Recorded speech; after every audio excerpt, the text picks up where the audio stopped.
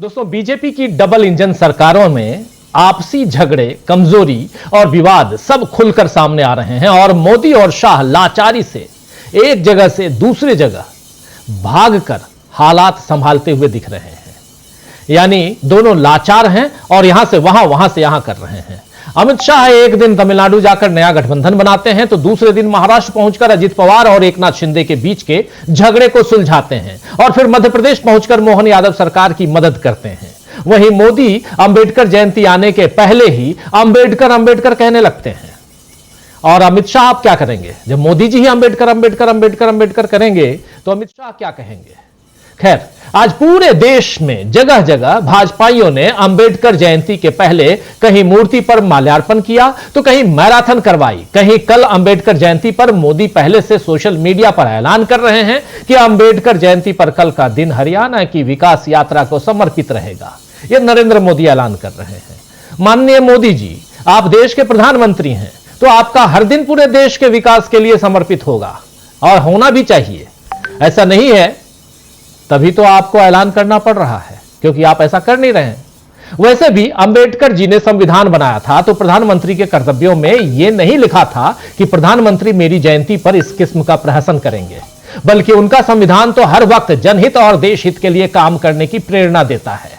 अगर मोदी इस संविधान को मानकर सरकार चला रहे होते तो ना उन्हें इस तरह ट्वीट करने की जरूरत पड़ती और न ही आज देश में जो हालात बने हैं वो बने होते। आप जानते हैं कि इस समय किस तरह वक्फ संशोधन विधेयक यानी जो कानून बन चुका है उसके खिलाफ विरोध हो रहा है देश भर में, जिसमें पश्चिम बंगाल, त्रिपुरा जैसे राज्यों में हिंसा भी हो गई है।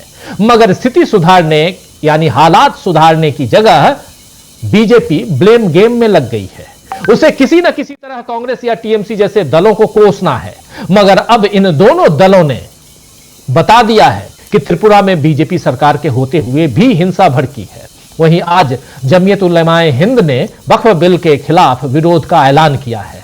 आज दिन में दिल्ली में प्रेस कॉन्फ्रेंस की, उससे पहले इस पूरे गठबंधन का आज उनकी मीटिंग थी। मीटिंग के बाद प्रेस कॉन्फ्रेंस और उसमें यह ऐलान, लेकिन साथ ही यह भी बताया है कि यह पूरी तरह से गांधीवादी होगा। इसमें किसी किस्म की हिंसा की जगह नहीं होगी, यानी किसी हिंसा के लिए कोई जगह नहीं होगी।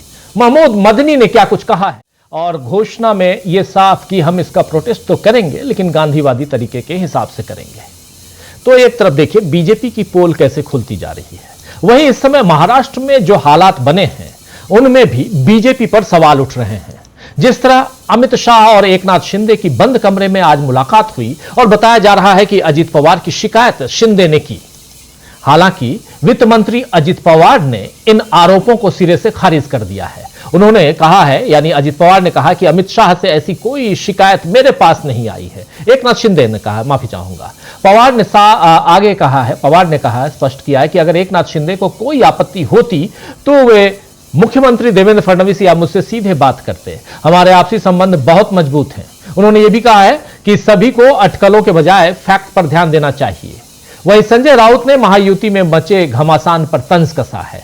संजय राउत ने कहा है कि ऐसा होना तय है, एक दिन कैबिनेट में दंगा होने वाला है, खून खराबा होने वाला है, महाराष्ट्र के पैसों को लेकर कैबिनेट में लड़ाई होगी, बस इंतजार कीजिए और देखिए। यह बात कही है संजय राउत ने, शिवसेना उद्धव गुट से राज्यसभा सांसद। इधर मध्य प्रदेश आइए तो मध्य प्रदेश में भी बीजेपी पर उंगलियां उठ रही हैं, क्योंकि इंदौर के बीजेपी विधायक के बेटे और उसके साथियों ने रात 1 बजे देवास के टेकरी माता मंदिर, माफी चाहूंगा, टेकरी माता मंदिर पहुंचकर उसे खुलवाने के लिए पुजारी के बेटे के साथ मारपीट की। रात के 1 बजे टेकरी माता मंदिर पहुंचकर और मंदिर खुलवाने के लिए पुजारी के बेटे के साथ मारपीट की थी।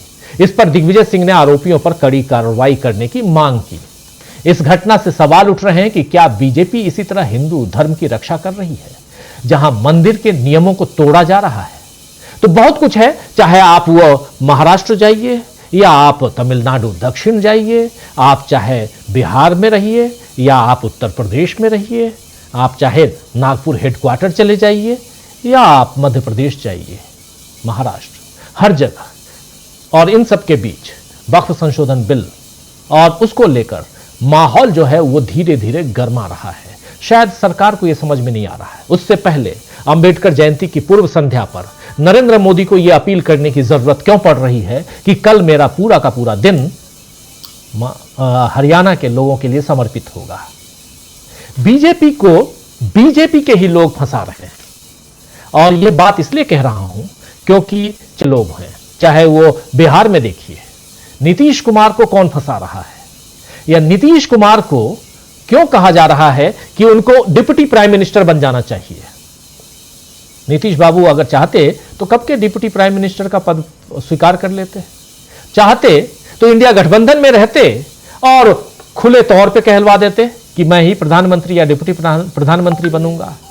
लेकिन क्या कोई साजिश रची जा रही है? कल भी थोड़ी सी चर्चा हमने की थी नीतीश बाबू पे, तो आज भी उस पर चर्चा करेंगे। साथ साथ अपने ही कैसे दिखा रहे हैं बीजेपी को, नरेंद्र मोदी को आंख, और कैसे यहां परेशानी में, वक्फ बिल के बाद परेशानी में फंस रही है भाजपा। ये सब हम बातें करेंगे इस चर्चा में। आइए, हमारे साथ कुछ वरिष्ठ साथी जुड़े हुए हैं, पहले उन सबसे आपका परिचय करवाता हूं। जरा स्क्रीन पर ले आइए हमारे उन तमाम साथियों को, बहुत महत्वपूर्ण है जानना। और इन सबके बीच उधर एक बात और, कल हम लोग मायावती जी की चर्चा कर रहे थे। मायावती ने अपने भतीजे को बाहर कर दिया था, बिल्कुल पार्टी से बेदखल कर दिया था। उन्होंने आज खुले तौर पर एक नहीं बल्कि तीन ट्वीट कर उन्होंने माफी मांग ली है अपनी बुआ जी से, यानी मायावती से, आकाश आनंद ने। वो भी समझेंगे कि वहां क्या राजनीति चल रही है, क्या मायावती भी कुछ खोज रही हैं, यानी वो भी बाएं दाएं देख रही हैं, या जिनके साथ हैं उन्हीं के साथ आगे बढ़ना चाहती हैं। पार्टी बचानी उनको भी है, पार्टी बचानी उनको भी है। बहुत कुछ हम चर्चा करेंगे। 5 हमारे वरिष्ठ साथी यहां जुड़े हुए हैं। जयशंकर जी हमारे साथ हैं, आज एक लंबे अंतराल के बाद। डॉक्टर दीपक पाचपोर जी हमारे साथ जुड़े हुए हैं, हमारे साथ पंकज चतुर्वेदी जी हैं हमारे साथ जुड़े हुए हैं, प्रशांत टंडन जी, और हमारे साथी अमलिंदु उपाध्याय जी। आप सबका स्वागत इस्तकबाल है, स्वागत इस्तकबाल आप तमाम दोस्त साथी शुभचिंतक आप सबका जो अब तक जुड़ चुके हैं उनका भी, जो जुड़ने वाले हैं उनका भी। सीधा आना चाहता हूं जयशंकर जी, सबसे पहले आपके पास ही आना चाहता हूं। जयशंकर जी, बहुत छोटी छोटी बातें मैं रखा हूं, इस कार्यक्रम की शुरुआत कर रहे हैं हम, और इन्हीं बातों से कि अलग अलग, लेकिन मदनी साहब का बयान वक्फ को लेकर, चाहे मुर्शिदाबाद, त्रिपुरा जहां बीजेपी की सरकार है, इन जगहों पे भी, हर जगह आखिर वक्फ को लेकर सरकार कितनी यहां सतर्क दिखाई देती है, जरा ये भी आपसे समझना चाहूंगा। राजनीति की बात हम करेंगे, और आज है 13 तारीख, 3 दिन बाद, ठीक तीसरे दिन सुप्रीम कोर्ट में चीफ जस्टिस ऑफ इंडिया की अगुवाई में 3 जजों की बेंच इसी मसले पर सुनवाई करने जा रही है। दोस्तों, यह बात आप लोगों को बता दो कि उस दिन 16 तारीख को शुरुआत से आप लाइव देखेंगे, ब्रेकिंग न्यूज जैसे हम हमेशा करते रहे हैं, और वो देखेंगे जैसे ही इस पिटीशन पर सुनवाई शुरू होगी, पल पल की रिपोर्ट एक एक जिरह आप तक हम पहुंचाएंगे। वक्फ कानून बहुत महत्वपूर्ण है, और इसमें सुप्रीम कोर्ट में क्या बहस हो रही है वो सब कुछ हम हिंदी में सुनाएंगे आपको। जयशंकर जी। राजीव जी, महमूद मदनी साहब को अभी जो थोड़ा बहुत ही सुना हम लोगों ने, जो प्रेस कॉन्फ्रेंस में उन्होंने बातें कही, मुझे उनकी चिंता और उनकी बातें जायज लगती हैं। और ये बात तो एकदम सही है कि 2 इसके इरादे हो सकते हैं, इसके पीछे जो निहितार्थ हो सकते हैं वक्फ संशोधन विधेयक के बारे में जो कानून बनाया है। एक तो मुसलमानों को किसी न किसी बहाने छेड़ने की, चिढ़ाने की, प्रोवोक करने की कोशिशें, चाहे वो 3 तलाक रहा हो, चाहे वो 370 रहा हो, चाहे वो इस तरह के जितने भी अभी काम हुए हैं, नागरिकता संशोधन विधेयक रहा हो, या अभी वक्फ कानून है उसमें जो फेरबदल करने की बात हो। दूसरा उसका है, वो भी मदनी साहब की बात मुझे जायज लगती है, उसकी सरकार की निगाह वक्फ की जमीनों पर है, और उसको किसी न किसी रूप में कारपोरेट सेक्टर को वो देना चाहते हैं। उनके कब्जे अगर जहां कहीं भी हो गए हैं, उसको जायज ठहराने की कोशिश की जा रही है इस नए अधिनियम के जरिए। आपको पता है कि मुंबई में जो एक बड़े भारी उद्योगपति जो हैं, देश के पहले दूसरे नंबर पे होते रहते हैं, उनका जो एंटालिया है, बिल्डिंग है, वो यतीम खाने की विवादित जमीन पे बना हुआ है, जिसको लेकर के अदालत में मुकदमे भी है। वो वक्फ की संपत्ति रही, वक्फ बोर्ड ने उस पर भी चैलेंज किया हुआ है। इस तरह के तमाम ऐसे मामले हैं, और खास तौर से मुझे बता रहा हूँ, मुझे तो ये जानकारी है अच्छी तरह से कि जब बिहार और उत्तर प्रदेश के चुनाव हो रहे थे, उस समय जो राष्ट्रीय स्वयंसेवक संघ का जो कनफुकवा तंत्र है, उसने गांव-गांव में खास तौर से दलित बस्तियों में जा करके ये समझाने की कोशिश की लोगों को, ये जो मस्जिद है, कब्रिस्तान है, ये जो जगह बनी हुई है, ये सब तुम्हारी जमीन पर बना हुआ है, हमारी जमीन पर बना हुआ है, और हमारी सरकार बन जाएगी, हम आएंगे तो इन जगहों को खाली करा करके तुम्हारे बीच में बांट देंगे। अब वो एक और चुग्गा फंसा रहे हैं, जैसे अभी बिहार विधानसभा का चुनाव है तो इसको और जोर शोर से कहेंगे कि देखो जी हमने कर दिया कानून, अब जमीन आपको मिलेगी। अब कब मिलेगी नहीं मिलेगी ये पता नहीं, किसको मिलेगी ये तो देखने वाली बात है। लेकिन सरकार की और भारतीय जनता पार्टी और राष्ट्रीय स्वयंसेवक संघ की मुख्य रूप से दो तरह की जो बातें हैं यही उभर करके आ रही हैं। इस बहाने किसी न किसी तरह से एक तो उत्तेजना का माहौल बने जिससे दंगे फसाद हो, और उसका सांप्रदायिक ध्रुवीकरण करने की राजनीति में उनको फायदा मिले। लेकिन महमूद मदनी साहब का एक बयान जो है वो तो सुनाई नहीं दिया, लेकिन आपने जो बताया था उसमें है वो जी कि विरोध प्रदर्शन होना चाहिए, देश भर में होना चाहिए, लेकिन शांतिपूर्ण ढंग से, गांधीवादी तरीके से, अहिंसक ढंग से विरोध और प्रतिरोध होना चाहिए। ये बिल्कुल जायज बात है, क्योंकि जरा सा भी किसी तरह का नारेबाजी इस तरह का कुछ होगा तो जो विध्वंसकारी तबके हैं ये लोग किसी न किसी बहाने उसमें घुसपैठ करके कहीं पत्थरबाजी कर देंगे, कहीं कुछ ऐसा कर देंगे जिससे बदनाम करने का इनको मौका मिलेगा। तो इससे महमूद मदनी साहब की ये जो सलाह है वो बहुत अच्छी है, वो ठीक है।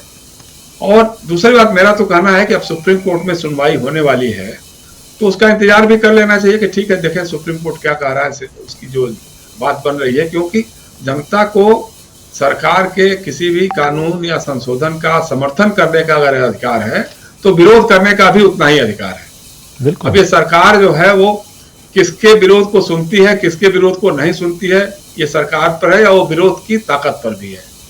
अगर जिस तरह से किसान आंदोलन हुआ, इतना लंबा चला, जाड़ा गर्मी बरसात तीनों मौसमों में किसान भाई लगे रहे, दिल्ली की सीमाओं पर डटे रहे, 600-700 किसान मारे गए या उनकी मृत्यु हो गई आंदोलन के दौरान। उसके बाद सरकार का दिल पसीजा, सरकार ने वो कृषि कानून तो वापस ले लिए, लेकिन उनको अभी तक धोखे में रखा। आज तक न्यूनतम समर्थन मूल्य किसानों को देने का वचन पूरा नहीं किया सरकार ने। तो एक तो ये बात है, और दूसरी बात यह है कि सरकार कहीं ना कहीं जी इस मौके जैसे नागरिकता संशोधन विधेयक के खिलाफ में पूरे देश भर में विरोध प्रदर्शन हुआ था। हालांकि वो एक खास समुदाय के लोगों ने किया था, उसमें अगर जन सहभागिता हो जाती और लोग भी उसमें शामिल हो गए होते तो एक अलग बात होती, लेकिन उसको इनको हाशिए पर डालने में बड़ी सहूलत मिल गई और उसकी सुनवाई इन्होंने नहीं की। और हालांकि उसको भी 3 साल तक 4 साल तक अभियान में रखा।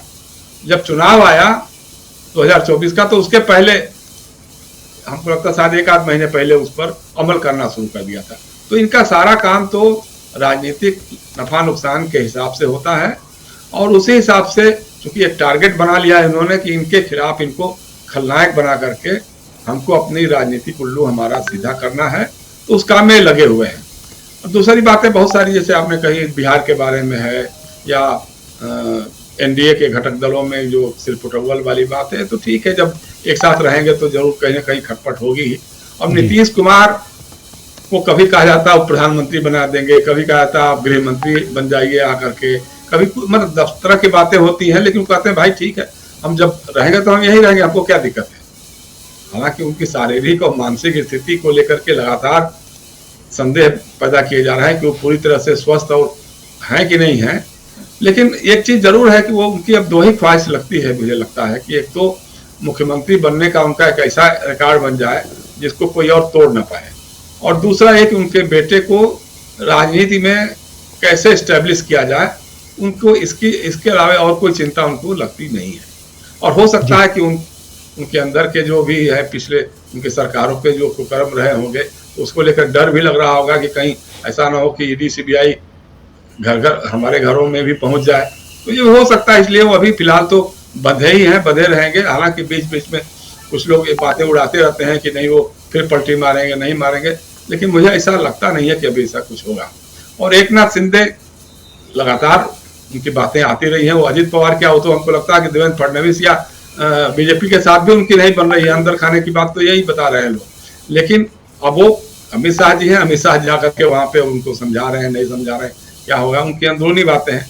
दूसरी बात, जैसे बाबा साहब अम्बेडकर के बारे में बात हो रही थी।